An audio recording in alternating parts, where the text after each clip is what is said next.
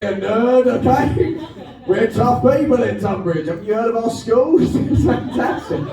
Ladies and gentlemen, we have one more brilliant act for you in this section. And it's a young lady who I'm very excited to see because I think I witnessed her first ever gig in this venue, ladies and gentlemen, and it was shockingly good for a first timer. And she's a person who has only blossomed since then. So, get ready to welcome to the stage a rising star in the world of comedy. Ladies and gentlemen, it's Lucy Poe, carry on!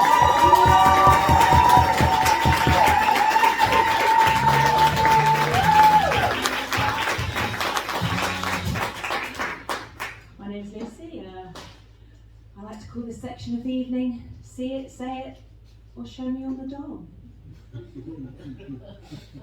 And as for the doll, perhaps this effigy that I found in a drawer today of the lodger's room who moved out last week.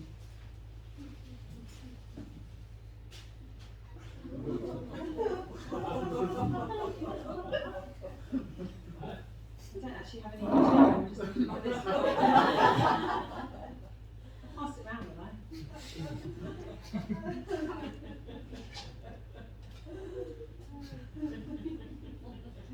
Yeah, no, I meant it, we're just gonna... If I can get a good look.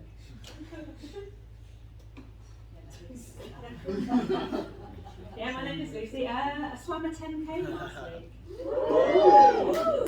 Thank you. It's not a joke, I just don't think I've told enough people yet. Around about the 7 or 8k mark that I realised that finishing this swim wasn't going to fill the gaping void inside me any more than the last one did. Because Robin, we both know you can't run away from yourself. You sure as hell can't swim. You'd never be able to swim fast enough, would you? Even Michael Phelps is going to have to face his demons one day. So, I decided to channel the gaping void inside me into my stand-up. And everyone's a winner. You know when you go on a first date with someone who's got, let's say, quite active ADHD. You wake up at 3 in the morning in his hotel room and he's just returning from having taken both his and your clothes to the 24-hour laundry service you didn't know existed, and you think, well, I've had a couple of hours in bed by myself and clean pants for the morning. He's a keeper. Yeah. I was in the pub the other day by myself. A guy comes up to me and asks whether I've been ghosted or dumped or something. I said no. We're allowed out on our own these days. Although I'm not going to say that having a chaperone wouldn't come in handy from time to time. I was on a speed awareness course the other day. Anyone been on a speed awareness course? Yeah? Well, you'll know at the end of the session, we're all asked what our take-homes would be for the day. As we all frantically racked our brains for something pithy, yet philosophical, the collective disappointment in the room was palpable. When the first woman she called upon said, "Don't speed." It's too good. You have nowhere to go. Decided to start doing stand-up around the same time as I decided to start doing menopause. Yeah, I thought it was really funny too. In order that the lights exacerbate my hot flushes, to create a sheen on my skin so powerful that whenever you guys look at me, all you can see is your own reflection. Thus shortcutting what we all really want from any social interaction anyway, which is to have our own thoughts and opinions reflected back at us, alongside the opportunity for a mirror selfie. You're welcome. like to practice my comedy down spoons. The reason for this is threefold. One, they don't play music, so it's relatively quiet. Two, drinking in an establishment owned by someone as politically and ethically dubious as Tim Martin really exercises one's capacity for cognitive dissonance, a skill I'm finding increasingly useful in scenarios such as this.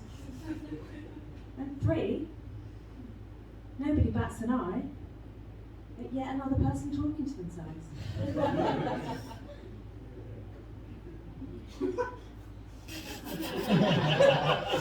Excuse me. I'm a teacher. Yeah, thanks. Fans of teachers. Not even the teachers were cheering. And I, like most teachers, spend the majority of my time thinking how I could not. Set up a mural painting business last year.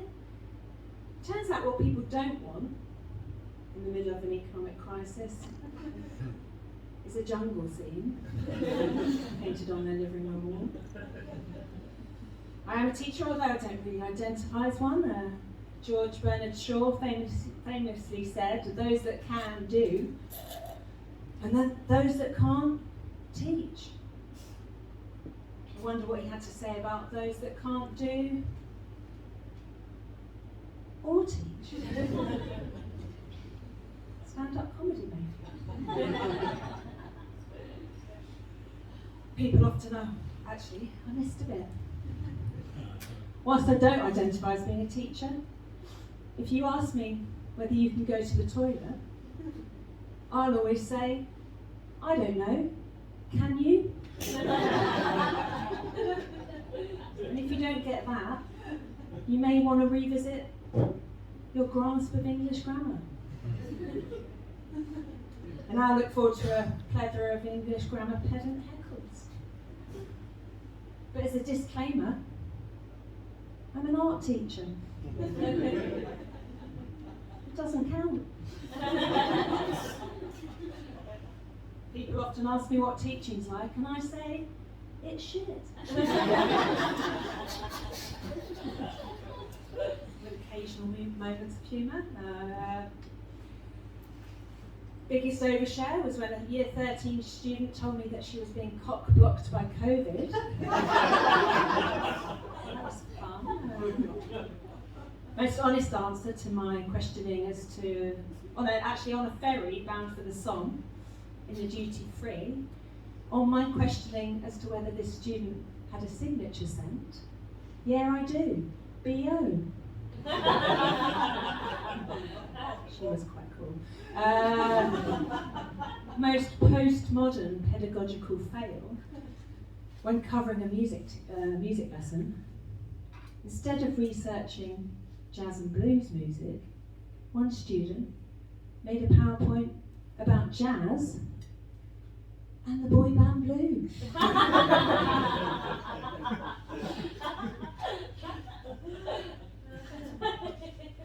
Worst thing any student's ever said to me?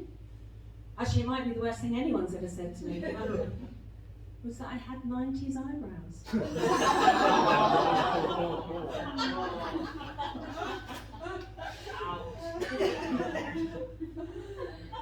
I mean, she wasn't wrong, just not my fault.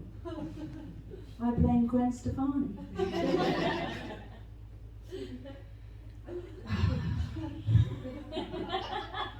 Actually, it did really get to me. There's a lot of therapy dogs in schools these days, otherwise known as the head teacher's new dog. I mean, some of them haven't even done a course.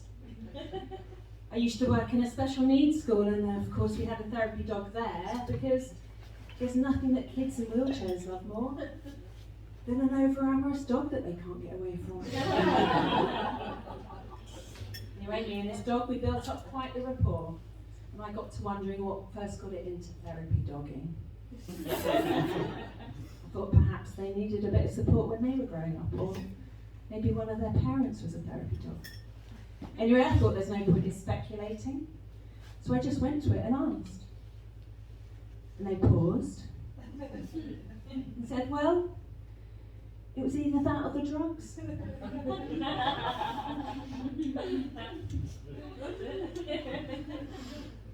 I'm going to end on the following question for you to ponder over. If you answer a question right on University Challenge, because there's nobody there to hear you, are you still clever?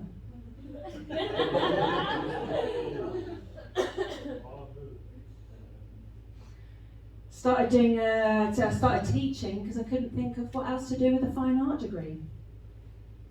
Started getting into stand-up for the same reason that most people start doing stand-up. Because my dad didn't love me. Well, I sure showed him. Thank you very much.